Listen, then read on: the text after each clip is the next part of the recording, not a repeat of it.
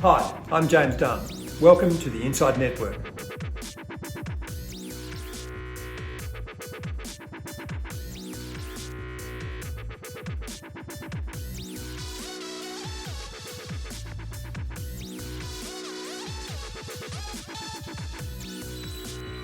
Joining us today to discuss markets in volatile times is David Stonberg, Managing Director and Deputy Head at Neuberger Berman Alternatives, and the firm's Global Co-Head of Private Equity Co-Investments.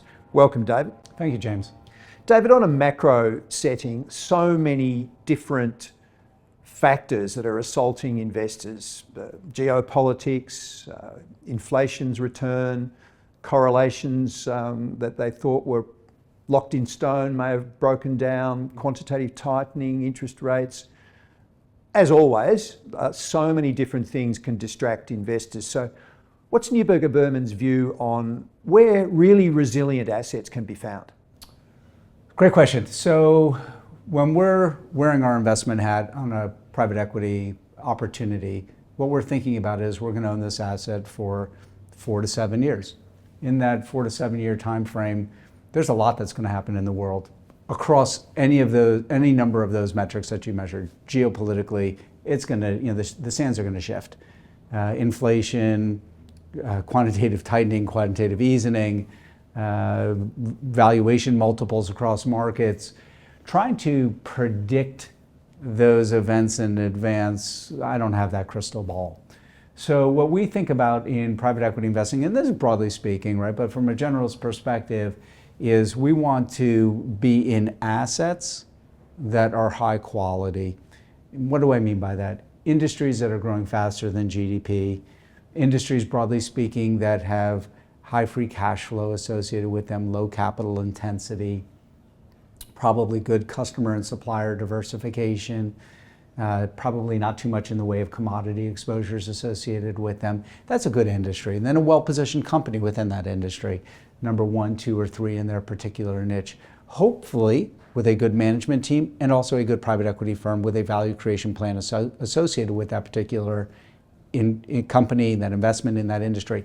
If you can line those things up, you should be able to grow your earnings base faster than the overall economy is growing and position yourself to ride over some of those speed bumps that you might encounter that are outside of your control and unpredictable.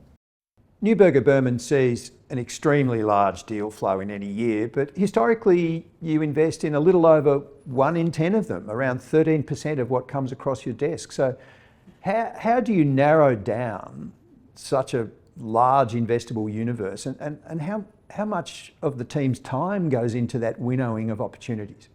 So great question. Ultimately, at the end of the day, creating the alpha that we're looking to generate comes from that asset selection, making sure that we are, in fact, selecting what we believe are the most risk-adjusted, attractive return opportunities out there in the marketplace.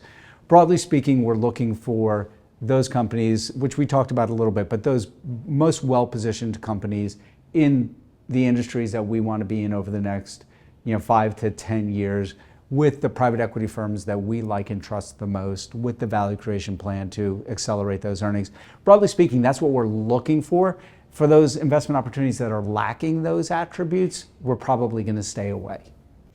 In the past, a lot of successful private equity deals used a lot of strategic financial engineering and leverage. Is that still part of the universe, or have the opportunities that come to market become a bit easier to understand? Yeah, so leverage still plays a role in the private equity industry and buyouts in particular. They're still called leverage buyouts for a reason, and the quantum of leverage is pretty consistent with what's been over time.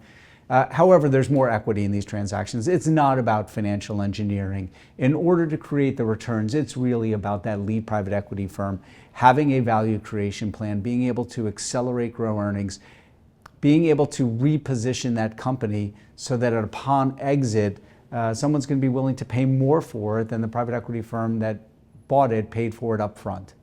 At the heart of the process, David, what really is it that drives value creation and thus investment performance? Sure. So at the heart of value creation is that lead private equity firm really understanding that business that they're looking to buy in the industry that it sits in, and trying to understand what can we do with this asset that hasn't been done already.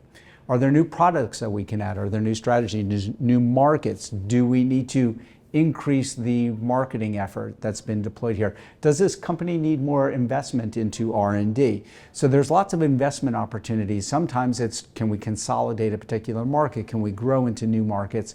There are lots of ways for these private equity firms to invest into these businesses to grow and enhance their value. That's what we're really looking for. And given the movement of companies onto stock exchanges around the world, it really seems that companies are staying private for longer and growing larger while they do that, and some never go to the stock exchange. So how has the universe grown in terms of those parameters, size and length of operation, and all of those kinds of characteristics that really used to be on the stock market?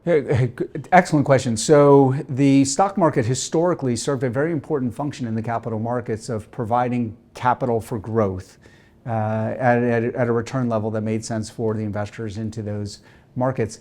That's no longer the case, broadly speaking, right? And there are plenty of reasons to still go public, but that need for capital, the private markets will now provide that to companies and to owners of those assets if it makes sense for them to pursue it in that fashion. So yes, the public markets still serve a very important function in the overall capital markets, but private equity has been able to creep into some of that need and provide that financing and those opportunities that make sense for them. So yes, the market continues to expand, as well as size of investment and opportunity, as private equity firms have increased their ability to effectuate change and to really be value creation drivers in those portfolio companies and align themselves with management teams that can execute on those strategies. You're starting to see the ability to deliver that type of growth and return profile that you used to look for in the public markets. You could then see that in the private markets as well. A lot of growth assets have come under pressure with the rise in rates and the rise in risk-free return. So have return expectations in private equity had to come down as rates have risen? Yeah, so you would naturally think that would be the case, that you should expect forward expectations of returns to come down in the face of a rising rate environment. We haven't seen that. We track the data of return expectations of the firms with whom we do co-investments. That's actually ticked up a little bit since the time that rates rose in Q2 of 2022. What recent structural changes in the marketplace have you seen that really are to the benefit of investors? Yeah, so there've been a lot. I mean, the industry in private equity continues to evolve. You have a lot of smart people who are thinking about ways to deliver the asset class to investors in a way that makes sense for those investors. A few that come to mind, one is around the evergreen structures, the ability to be ramped up and deployed and then recycling that capital on a consistent basis. I think that's an important development for investors, as well as providing measures of liquidity into those structures, are nice structural advantages that have been built into the private equity asset class over the last few years. And just overall, do you think it has naturally become a better understood asset class with greater familiarity and just its greater presence in portfolios? Yeah, so what we've seen happen over the last 5 to 7 years is investors starting to think about the continuum of their equity portfolio, one end being public, the other end being private, and where do they want their exposure sitting on that continuum? How much do they want on the public and how much do they want on the private? Prior to 5-7 years ago, the way people would have thought about it would have been, here's my alternatives, right? So how much do I want in illiquid? How much do I want in alternatives? Now it's a question of what degree of illiquidity am I comfortable with? How am I getting compensated for that illiquidity? And I want equities exposure. What's my balance going to be between liquid and illiquid? This has been In Depth with David Stonberg of Neuberger Berman Alternatives. Thank you very much, David. Thank you, James.